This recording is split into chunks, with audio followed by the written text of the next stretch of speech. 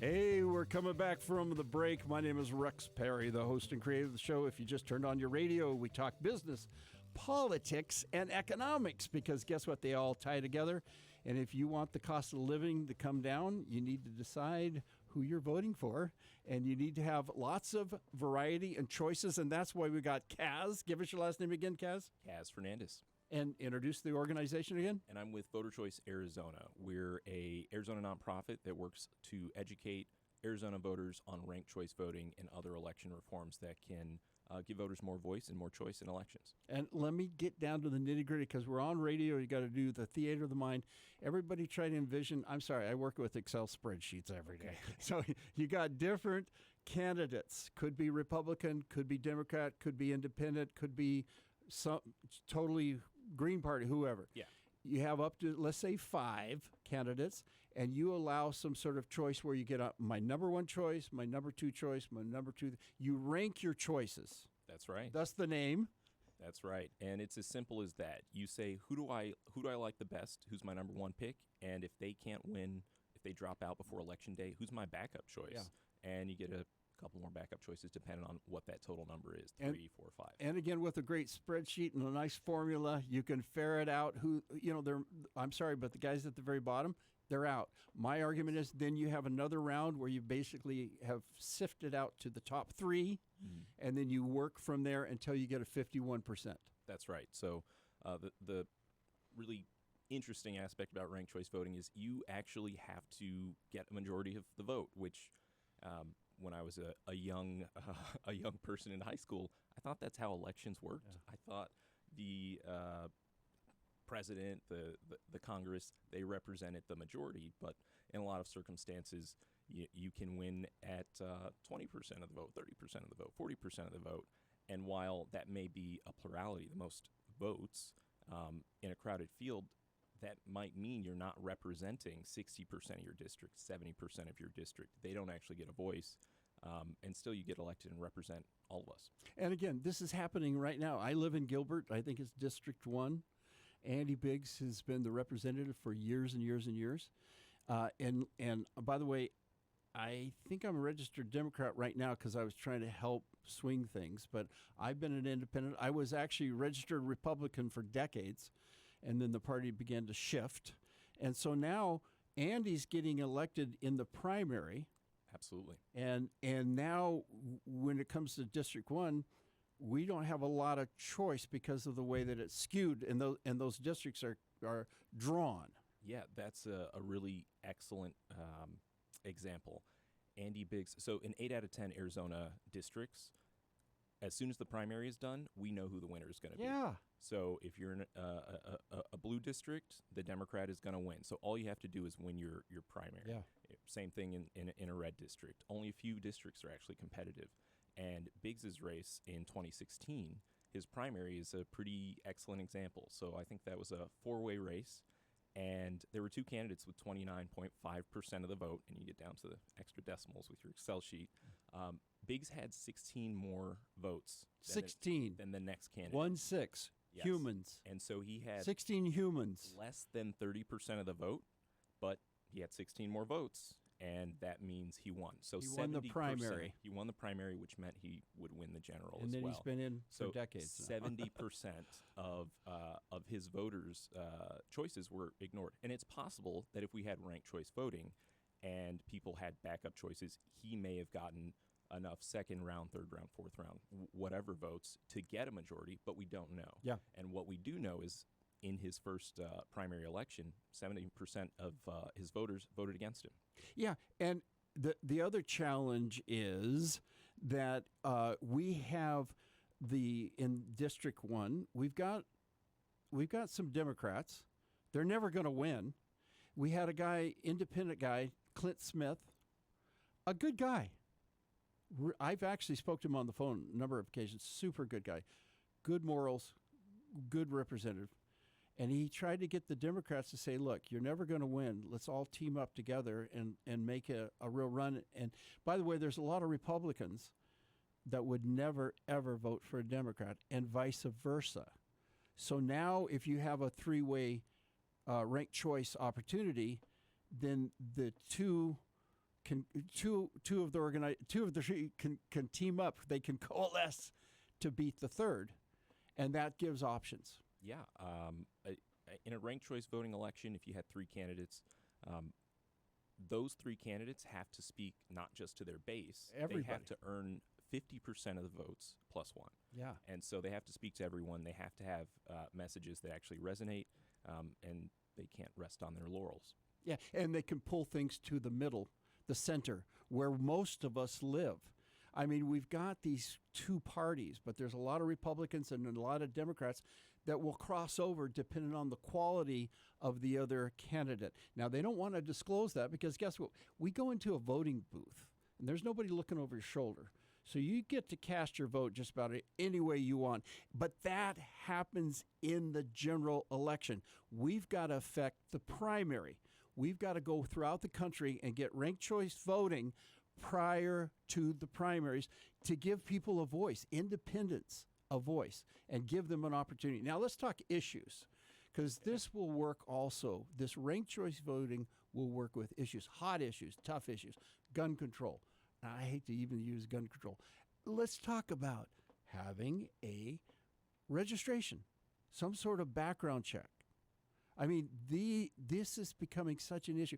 We've had so many school shootings, but we could do a ranked choice voting with different Plan A, Plan B, and still use that system. Yeah, I think that would be a really interesting way to poll ideas and where people actually stand on things before we get into the voting booth. You'd never really see ranking issues on an actual ballot, Right. But you could say, what are five options for gun reform or abortion legislation, which we just debated last year, the last 2 years before it passed here on a citizens initiative.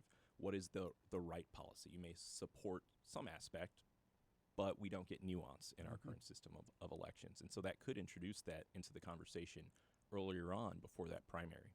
Yeah, so if you had a database, if you had a website or a smartphone app where independents, non-partisan voters had a chance to register, and when we say register, name, address, cell phone, email, and then once you have that information, especially with the spreadsheet, sorry, just keep going back to the spreadsheet, but once You're you have... killing me with the spreadsheet. I'm trying to make things sound simple, and I know spreadsheets terrify people. I was an engineer.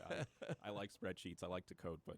I'm sorry, I can't get the vision out of my head. The Google, I use the Google. That's what spreadsheet. works. And once you have those zip codes, you can determine what their district is. You can work out the geographic map, but you could find individuals. In fact, on this registration, the people that become part of this huge umbrella, they're able to just say, hey, I would like to be a gold member, meaning, hey, I'll serve as a precinct chairperson, or I want to be a silver. That means I'll make calls, but I don't really want to be a leader. And then a bronze person, I don't want to do anything, but I will vote. So you give people a choice there also. And then you have an opportunity that prior to, I keep saying this, because these primaries are killing us. So prior to the primaries, you get to vote on an issue like, hey, why don't we do a little bit of background check? How about a 14-day waiting period? Let somebody cool off before they go buy a gun. How about abortions? Have some sort of period. How about immigration? How about if we work out some sort of how many farm workers we need? How many engineers we need from out of country, and have some sort of discussion for solving our problems prior. I'm going to say it one more time. Prior to the primary. Your thoughts on that? I think it's a great idea. So I was a weird kid. Yeah.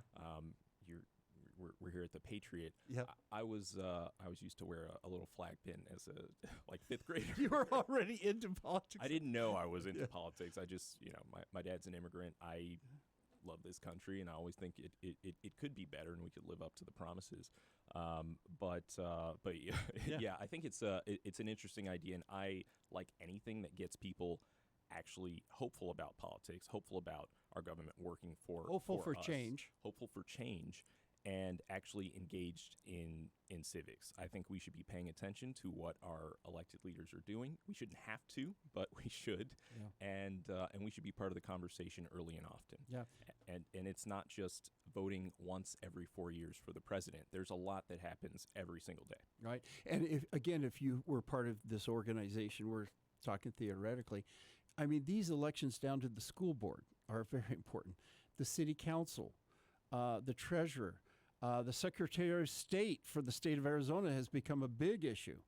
And so having an opportunity to be part of a database. I did an interview about 2 weeks ago with the open elections people here. Let me think of it for Clean Elections of Arizona. It's actually a department within the state of Arizona, and I really wish they would get out there because they double check to make sure that we have good, clean elections. But what they haven't been able to do is be able to uncover dark money. So people are able to bring money from out of state to in-state, influence even down to, they're influencing all the way down to the city council elections. They're putting money in on these little tiny races that nobody ever paid attention to. And there's this influence that's coming, and it's a lot of money. And it's coming from out of state to in-state, and this is your school board, this is your city council, and yet somebody else is basically picking them because of the money on that. Yeah, it's pretty scary. I mean, that's an issue that I don't really work directly on, but dark money started at the top, and that big money started at presidential elections and then worked its way down, and now we're seeing it more and more in local races, and yeah, it's a problem. I don't have the solution. Well, no, but ranked choice will diffuse a lot of that because you're giving an opportunity for the little guy to be one of the original five. And this just happened in New York. Now, the gentleman that just... Zoran Mamdani. Yeah. Now, I don't necessarily agree with what he's trying to do because economically, and I've studied economics, the concept of, and what do they call it, tragedy of the commons. This is a very basic economic principle. When everybody owns it, nobody takes care of it. Think about that. Now, we have national parks, but we don't own the national. We pay fees to get into a national park. We have parks that are cleaned up and taken care of by the government. But when you try to get into bus systems and trains and apartments and hospitals, and you start running into a little bit of a problem because there is an invisible hand that comes when you own something. When you own a car, you wash that car. If you rent the car, you're not washing the car. You don't own it. So this is an important principle. Now, concept again, ranked choice voting has to do with giving options and also possibly bringing down the temperature and the money and the cost here because these elections are just getting out of control. So one more time, give us the website. How can people reach you?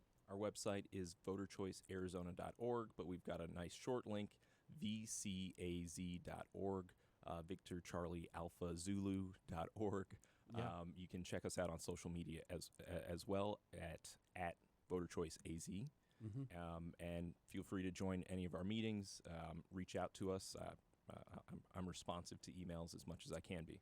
Excellent. And what we want to do is get out the opportunity to possibly bring a whole bunch of these splinter groups. I mean, we did an interview with open primaries. We did an interview with nonpartisans. We've done interviews with all kinds of, we're trying to pull in all of the different little tiny, I shouldn't say little tiny, they're very large 50 state organizations, but pull them together into one huge umbrella and one more time have some sort of ranked choice voting prior to the primaries. We appreciate you coming in so much. We got to wrap up the show, everybody. My name is Rex Perry. If you ever want to get a hold of me, you can go to our website, 123bz.com. Email, phone number, everything's there, 123b.com. We want to talk business, politics, and economics. And if you would like to be on the show, we would love to hear from you, 123bz.com. Thanks for tuning in. We got to wrap it up. Have a great evening.